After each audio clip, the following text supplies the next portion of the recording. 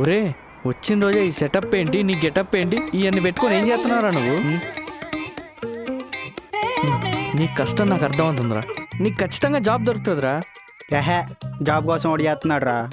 మరి నువ్వు జాబ్ గురించేగా ఊరి నుంచి ఇక్కడికి వచ్చింది. అలా చెప్తేనే రానిచ్చేది. మరి దేనికి వచ్చావురా?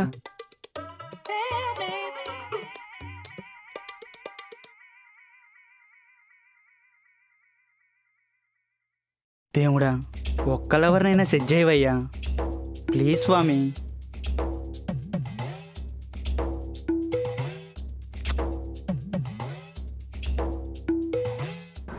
వారిని మల్లీశ్వరి సినిమాలో వెంకిమామ పెళ్లి కోసం కష్టపడ్డట్టు నువ్వు లవర్ కావాలని దేవుళ్ళ చుట్టూ తిరిగి కష్టపడుతున్నావు ఏంట్రా?